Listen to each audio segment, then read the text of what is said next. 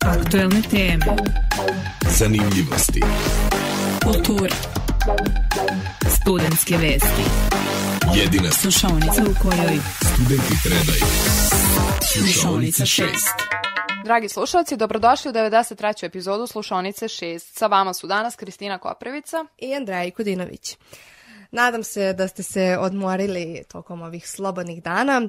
Mi nismo, ali idemo dalje. U nove radne pobjede. Tako je. Za početak uvek studentske vesti, pa tako i sada.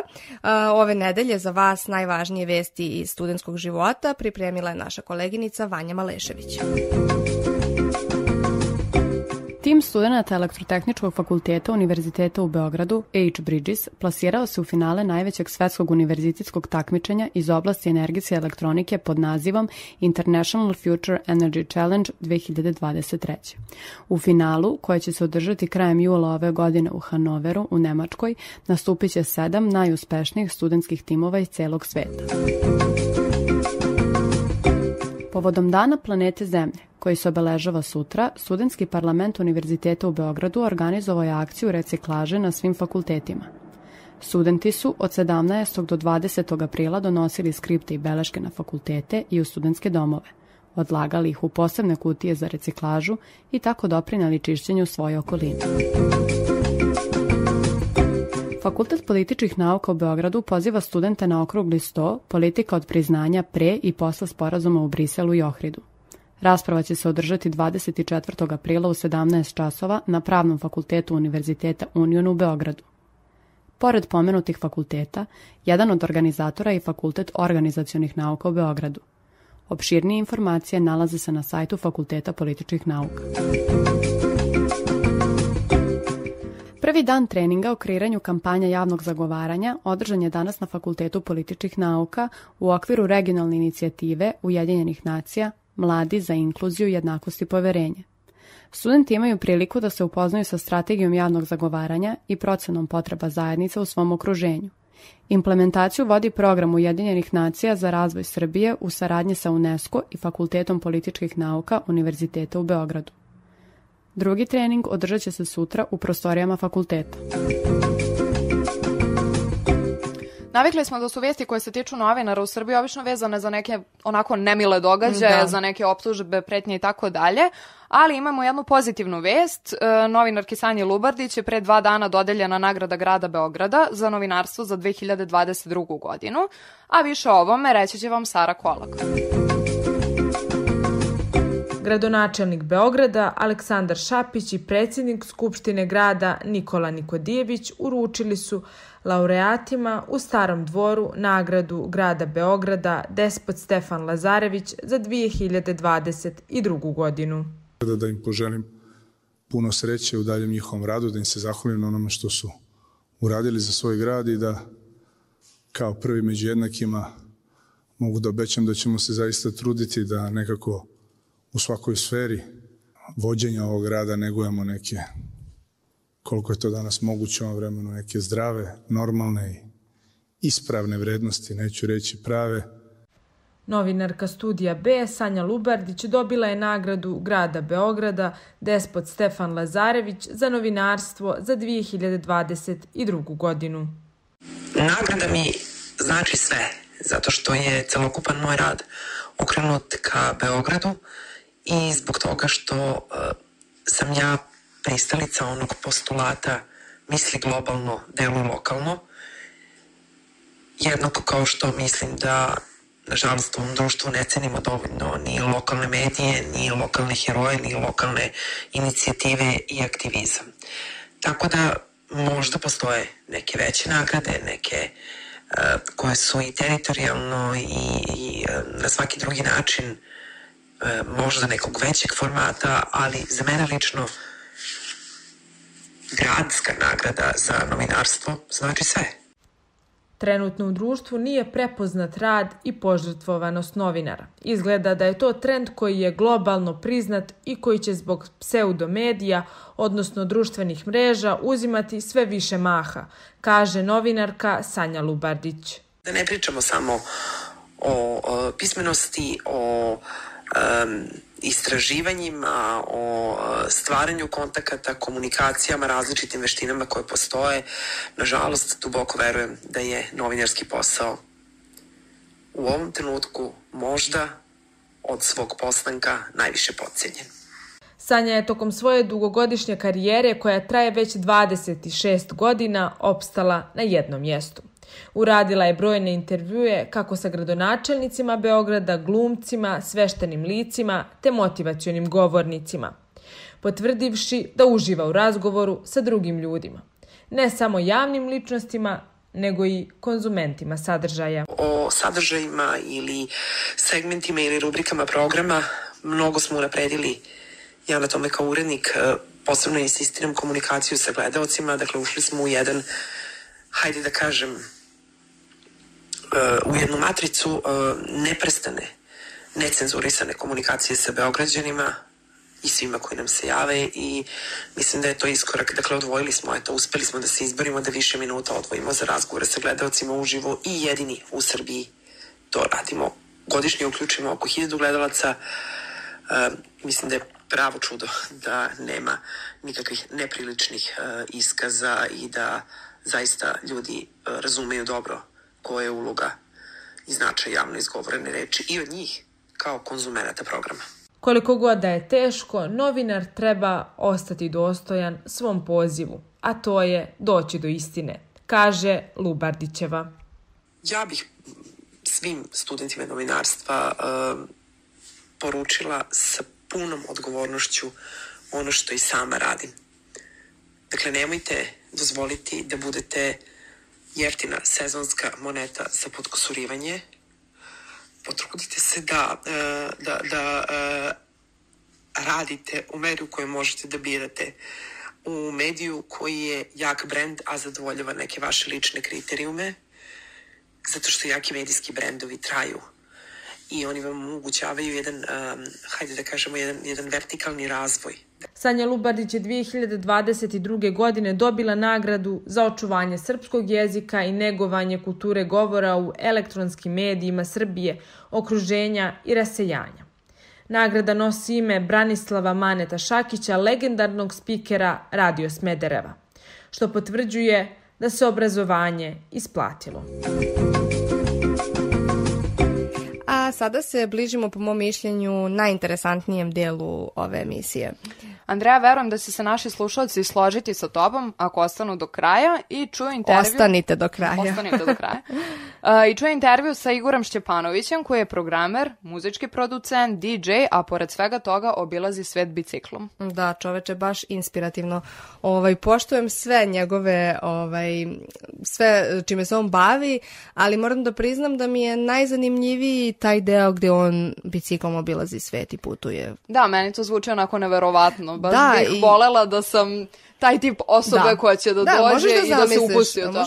Pa pravo ti kažem, biciklom ne verujem, zato što nisam onako baš nešto sportski nastrojena, ali ovako generalno sam taj koncept putovanja oko sveta mi je fenomenalan i ne znam, ali da, to što se tiče bajsa i kao samog tog iskustva gde ti spavaš, da stigneš i ne znam, upoznaš se sa lokalnim stanovništvom i tako dalje, to mi mnogo zvuči dobro u teoriji. Sad ne znam da li bih mogla, možda mi nekad nešto klikne u glavi. Ja mislim da iskreno biciklom ne bih mogla, to mi je onako malo, mislim, meni je i kada ovako po Beogradu idem i sad ljudi voze biciklom, meni je to malo strašno, ja ne bih mogla nikad ulicom da vozim, volim da vozim ali vozim na Adi ili po stazama, logično, ali to mi malo onako, pogotovo sad ti si sam, odiš u neke zemlje nepoznate i ti si na bajsu, samo to mi malo onako izaziva, ne znam, neki strah, ali na primjer oni kao kombi ili to mi je skroz cool. I voljela bih nekad da se upustim u takvu avanturu.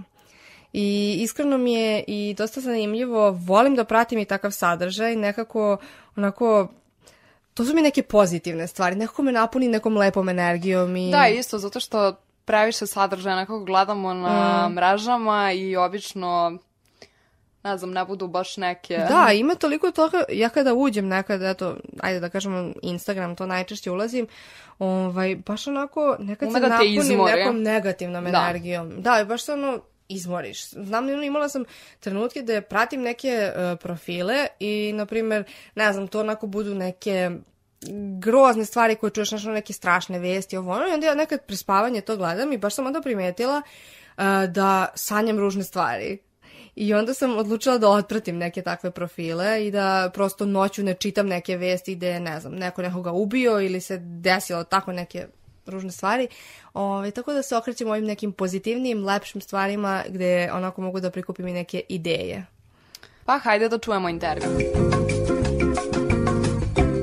I kao što smo malo pre najavili, sa nama u studiju je programer, DJ, jedan od vlasnika izdavačke kuće Glitch Records i avanturista koji obilazi svet biciklom, Igor Šćepanović, poznat pod pseudonimom Šćepine Vragolije. Zdravo Igore i dobrodošao u slušonicu 6. Hvala, bolje vas našao obje u studiju 6. Ne, slušonicu 6, pardon. Pa Igor, objasni našim slušalcima kako jedna osoba uspe sve ovo da postigne.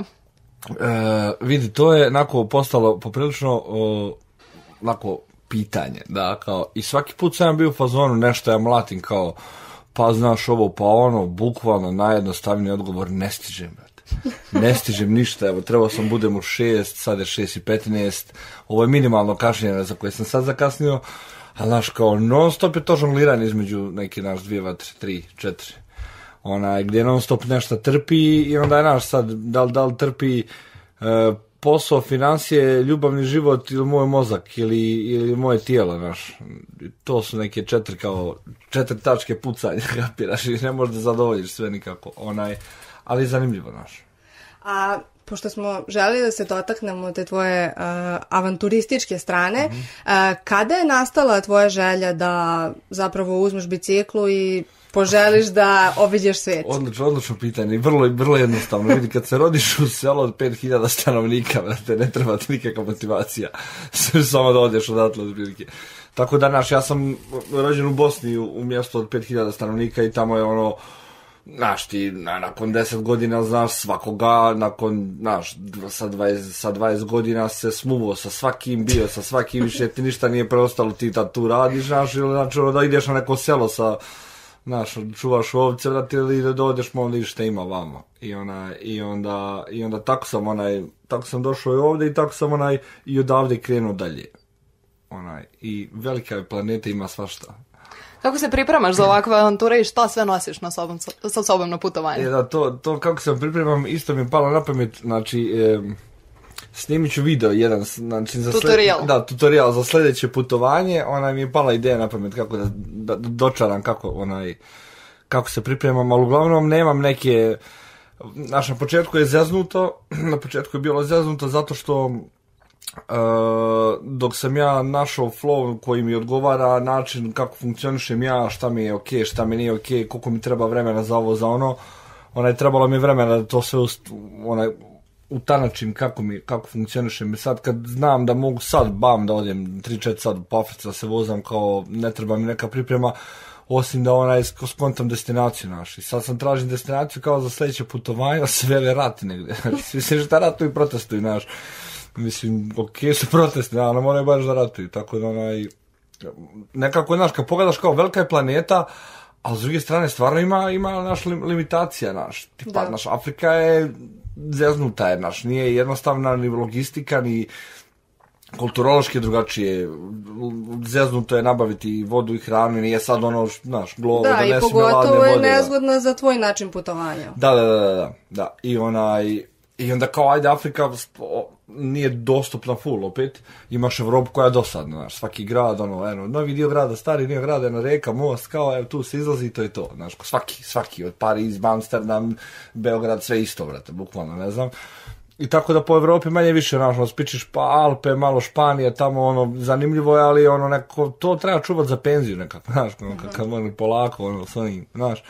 Onda šta ostaje drugo da je, znaš, kao ovako, Amerika je zicer kao super ogromna je, nema šta nema, i to isto kao i Južna Amerika, tek Patagonija, dole luda kuća.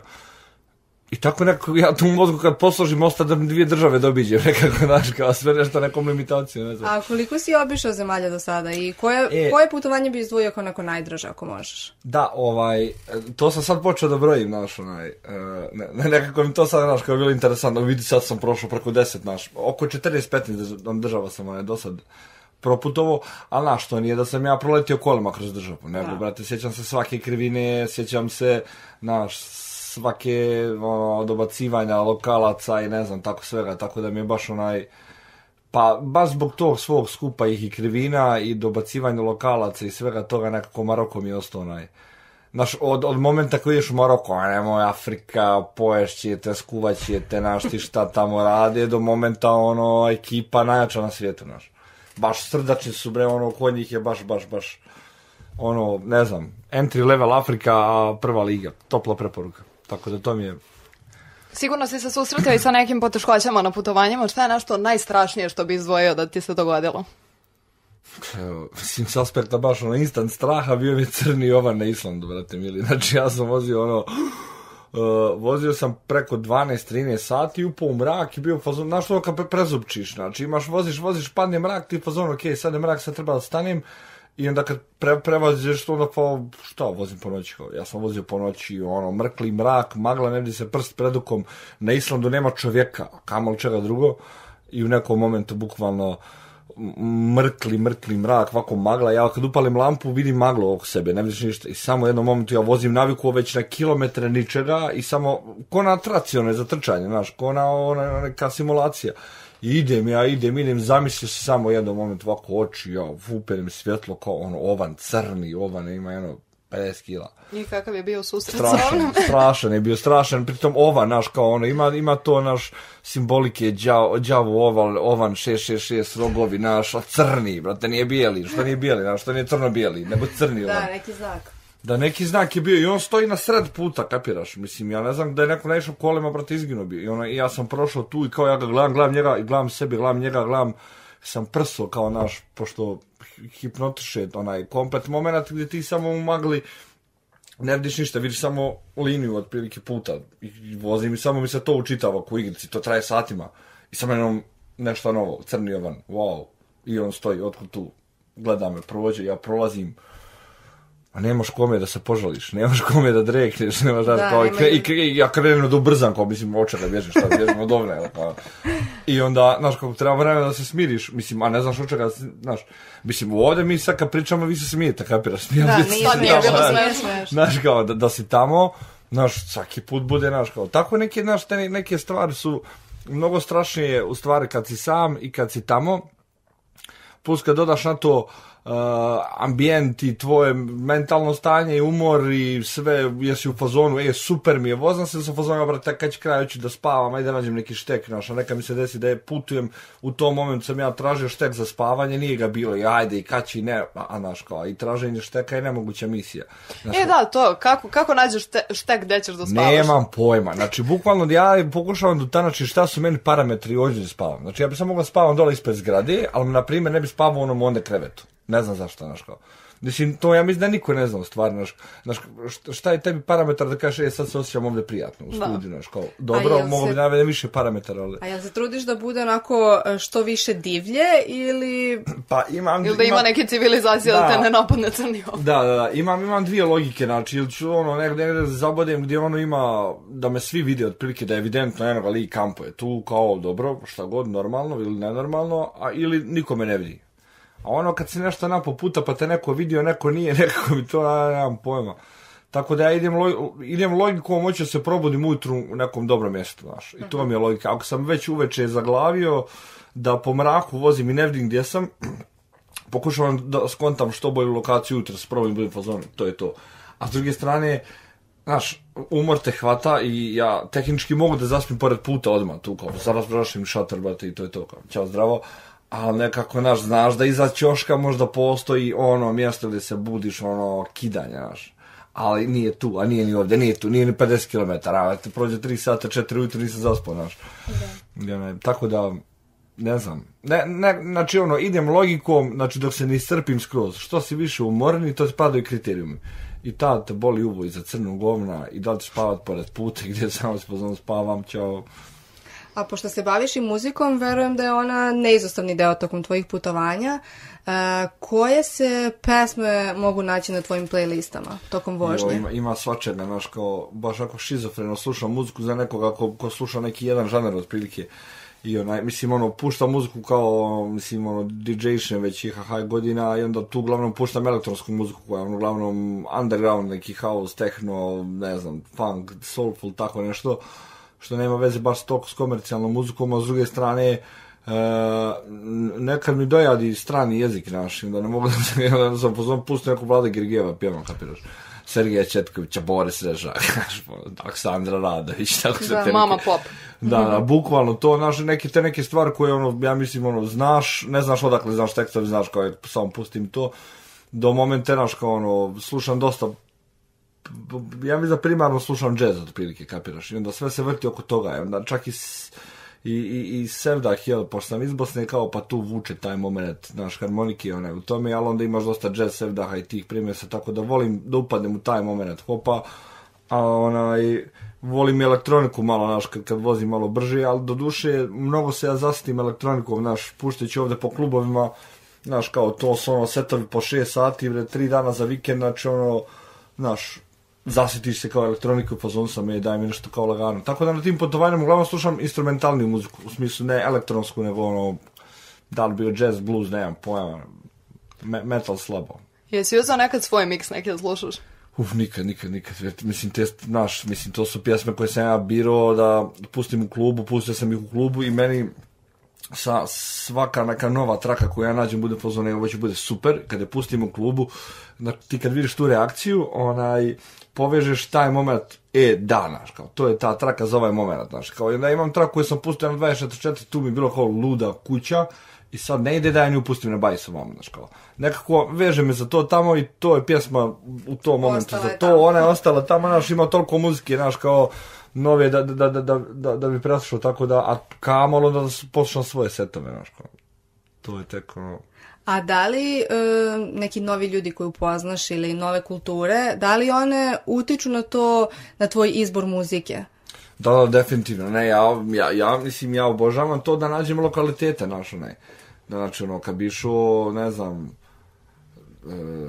kad bi išao kroz Srbiju, dole Šumadija, to cijepala bi harmonika u 16, kapiraš, znači, ali ovako, na primjer, po Maroku sam slušao dosta, oni, znaš, imaju oni, mislim, oni su bili francuska kolonija i to kao sve, i onda naravno kad je moderna muzika zašla u sve, kao sve države i ove i one, svi su upali u taj neki kalup, kapiraš, da imaš bukvalno psihodelični rok, pojava psihodeličnog roka, pandemija, LSD, zajebanice, sve to kao, i to se odrazilo ili u Maroku, mislim, bilo i kod nas ovdje, nemam pojma šta bi izdvojio, možda Smak, nemam pojma, Smak je imao možda te neke momente kao, ne znam, Lebi su dobro, nisu psihodelija toliko, ali su kao to, tako isto u Maroku, oni su, znaš, kao imaš bendove koji peglaju na arapskom, sa njihovim notama, psihodelični rock, brate, baš bude lude, znaš, i plus, što, znaš, kao, muslimanska je zemlja i samim time sa te religijske strane, nebitno što su Africi, sa te religijske strane dolazi taj istočnjački vibe kao muslimanski koji dosta ima, znaš, kao tih instrumenta koji su autentični,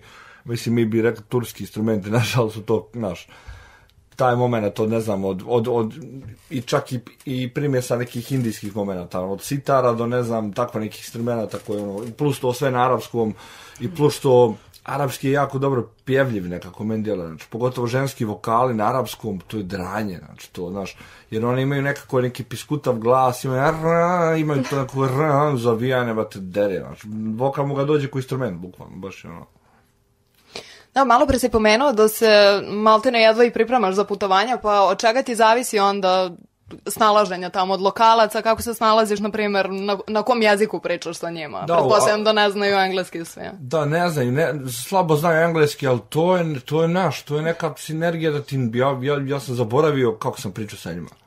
Pantomima. Sad kad vratim film, kao, sjećam se da sam se osjećao jako prijatno i da sam sve što sam htio dobio i kapirao, ali ako mi vrat, ubi me sad ako mogu da sjetim ako iko priča engleski.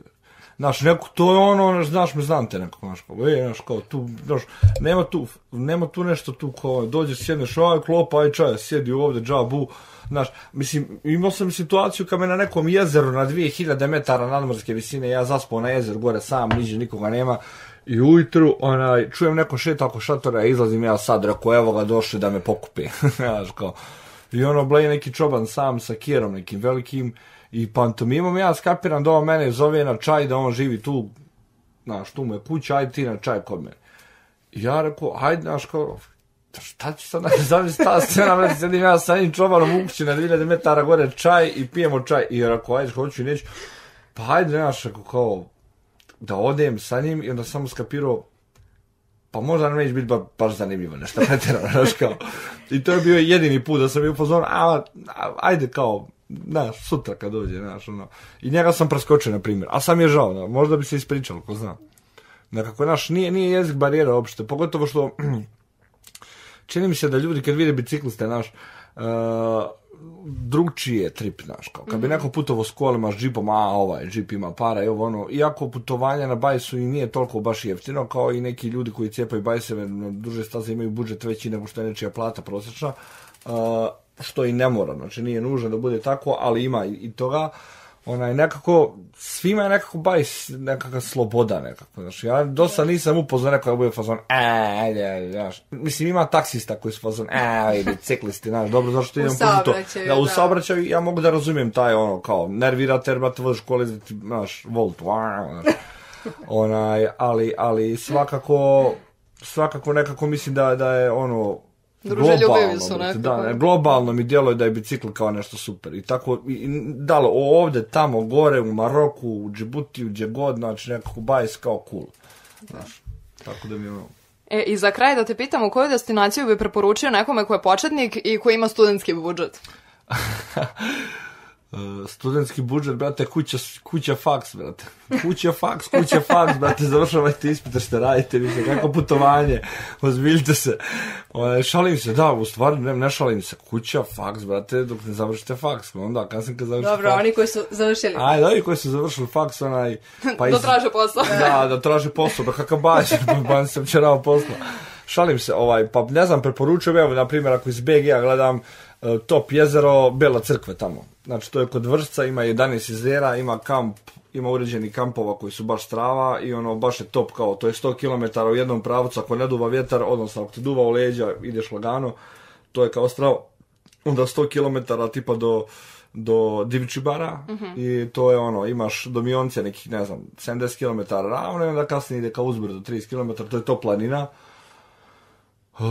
Eto, jezero planina, mislim, ako hoće neko ravno, ako neće ni jezero ni planinu do Novog Sada 100 km, ali nekako, 100 km je ta neka, inicijalno 100 km pređeš, to možeš, ja mislim, sa mjesec dana vožnjom, kuća faks, ispit završiš i onda možeš 100 km da izvozaš bez problema, tako da, eto, ne znam, to je preporuka. Pa dobro, hvala ti Igore i hvala što si se odazvao našem pozivu i što si izdvojio vreme da dođeš kod nas. Hvala vam na gostoprinstvu. A dolazimo do našeg sportskog trenutka. Sportske vesti je po običaju za vas pripremio Nikola Trbojević. Dobili smo prve polufinaliste ovogodišnjeg izdanja Lige šampiona. Milan je u ludom meču gdje smo vidjeli dva odbranjena penala na obe strane prošao dalje. Strelci na meču su bili Olivier Giroud koji se iskupio za promašeni penal, a za Napoli je pogodio Viktor Osimhen u 93. minutu. Real Madrid je prošao polufinale nakon pobjede na Chelseaom od 2-0. Strelac je oba puta bio Rodrigo. Ovo je kraljevskom klubu 11. polufinale u posljednjih 13 godina. U Banja Luci je počeo teniski turnir pod nazivom Srpska Open. Na turniru će igrati najbolji teniser svijeta Novak Đoković, a uz njega na turniru će igrati Sten Wawrinka, Dušan Lajović, Filip Krajinović i branilac turnira koji se održao prošle godine u Beogradu, Andrej Rubljev. Počeo je NBA playoff. Najbolji 16 ekipa ove sezone počinju svoj put do Larry O'Brien trofeja, a parovi su sljedeći: Milwaukee Bucks, Miami Heat, Boston Celtics, Atlanta Hawks, Philadelphia 76ers, Brooklyn Nets, Cleveland Cavaliers i New York Knicksi, dok na zapadnoj konferenciji parovi su Golden State Warriors i Sacramento Kings, Los Angeles Clippers i Phoenix Sunsi, Denver Nuggets, Minnesota Timberwolves i Memphis Grizzlies protiv LA Lakersa. Stigli smo i do kulture. Sad ćemo da čujemo da li će nam to naša koleginica Anja Gvozdenović dati neku zanimljivu preporuku kako bismo mogli ovog vikenda kulturno da se uzdižemo. U bioskopima 20. aprila prikazan film Tri musketara D'Artagnan, rađen po delu Aleksandra Dime i to u režiji Martina Borbolona. Reč je o herojskoj priči koja govori o mladiću po imenu D'Artagnan koji od kuće odlazi u Pariz nadajući se da će postati musketar garde. Uprkos neuspešnoj regrutaciji, on je ipak postao deo trojice najsnalažljivijih musketara, Atosa, Aramisa i Portosa i ubrzo se uklapa u njihov način života. U kraljevstvu, podeljenom verskim ratovima i pod pretnjom britanske invazije, nekoliko muškaraca i žena ukrštaju mačeve i vezuju svoju sudbinu za sudbinu Francuske. U ovom filmu moći ćete da vidite slavne francuske glumce kao što su Vincent Cassel, Eva Green, Louis Garrel i ostali. Manifestacija Dani Beograda održana je od 15. do 19. aprila u spomen na dva bitna datuma. 16. april 878. godine, kada se prvi put u istorijskim dokumentima pominje slovenski naziv grada Beograda, i 19. april 1867. godine, kada Beograd ponovo postaje srpski grad nakon predaje ključeva od strane turske vlasti. Na niz izložbi, koncerata i pozorišnih predstava ulaz je bio besplatan, kao i turistička razgledanja koja su također bila besplatna. Neke od njih su i poseta astronomskoj observatoriji na Zvezdari, hram Svetog Save i ceo Svetosavski plato, kao i radionica Bajkoviti Beograd za mališane uzrasta od 6 do 10 godina. Aprilski program Kinoteke obeležit će ciklus Velikani svetskog filma posvećen Federiku Felliniju, dok će Jevrejski filmski festival predstaviti opus Johna Schlesingera. Program pod nazivom Sećanje na od 17. do 19. aprila u salama u Uzun Mirkovoj i Kosovskoj ulici prikazuje 6 filmova u kojima je igrala nedavno preminula Raquel Welch, američka glumica, ali i seks simbol 60. i 70. godina 20. veka. Jedan od njih je bio i avanturistički film koji joj je doneo taj status, naziva Premilion godina. Pored Raquel Welch, svi fanovi Arnolda Schwarzeneggera ovog vikenda imaju priliku da do 23. aprila uživaju u programu Austrijski filmski forum predstavlja Legendarni, koji počinje promocijom knjige eseja Legendarni o filmovima sa Schwarzeneggerom u glavnoj ulozi, a neki od njih su Conan Varvarin, Terminator, Predator i Totalni opoziv. I imala je Anja preporuke za neke filmove, sada evo pred kraj smo čuli za fanove Schwarzeneggera da mogu njegove filmove da pogledaju, ja nisam među njima, tako da bih to mogla da preskočim, ali verujem da imamo mi pored toga i još svašta ovog vikenda da radimo i da gledamo. Ja imam čak i preporuku za tebe, sad sam, kao što sam ti i prethodne nedelje rekla, da ću vjerojatno gledati neki film, to sam i uradila, pogledala sam 2 filma koje su mi se iskreno jako svidela, izdvojila bih onako, dobra je bila gluma. Gledala sam film Otac, The Father i Marriage Story. I iskreno, neću da ti otkrivam ništa. Ja, mislim, ne znam da li ti voliš. Samo mi reci žanr. Marriage Story, ne miriše mi, no dobro. Pa, oba su tužna. Aha. Mislim, Otac je mnogo tužniji, ako baš tužan film. Ceo je nekako tužan, znaš, nije kao da imaš trenutak gdje ćeš se slomiti, nego kroz ceo film si onako, bože. Bože, Andreja, zašto gledaš ove filmove da mučiš sebe? Ali veruj mi, mnogo je lepa gluma, dobra gluma. I ne znam, treba ih pogledati. Mislim, nekako možda nekada nisi u elementu da to gledaš, ali ovako nekad. Andreja, hvala ti na toplim preporukama, razmisliš. Da, i htjela sam da kažem da ti neću otkriti, ne znam da li ti voliš, ne znam da gledaš trailer pre nego što uzmeš film. Pa kako kad? Ja, na primjer, ne volim da gledam. Meni je nekako bolje da se iznenadim, ne znam zašto. Da, i meni, ali ne znam, zavisi, baš zavisi, nemam pojma. Pa skoro sam gledala neki film i gledala sam trailer i mnogo sam se više oduševila trailerom nego filmom, pravo ti kažem, tako da... Uma i da razočara. Da, definitivno.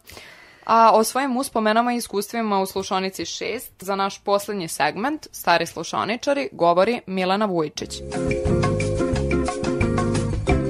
Slušaonica je bila za mene jedno predivno iskustvo gdje sam, pored velikog broja budućih kolega, novinara, upoznala i veliki broj prijatelja, veliki broj divnih ljudi koje znam da mogu kontaktirati u pola dana, u pola noći, kad god mi je nešto potrebno, i sa ljudske i sa profesionalne strane.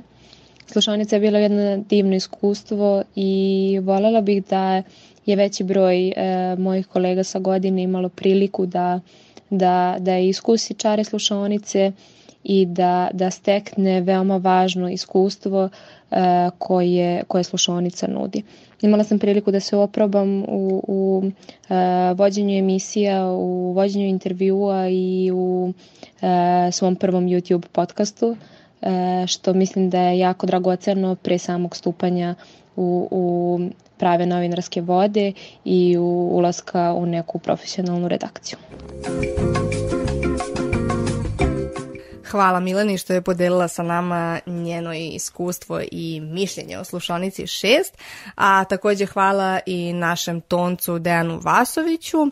I to je to, možemo da vas pozdravimo, lep vikend vam želimo, slušajte nas i sledeće nedelje, pratite nas i na Instagramu i na YouTubeu. Slušamo se sledeće nedelje. Zdravo! Aktuelne teme. Zanimljivosti. Kultura. Studentske vesti. Jedina slušaonica u kojoj studenti predaju. Slušaonica 6.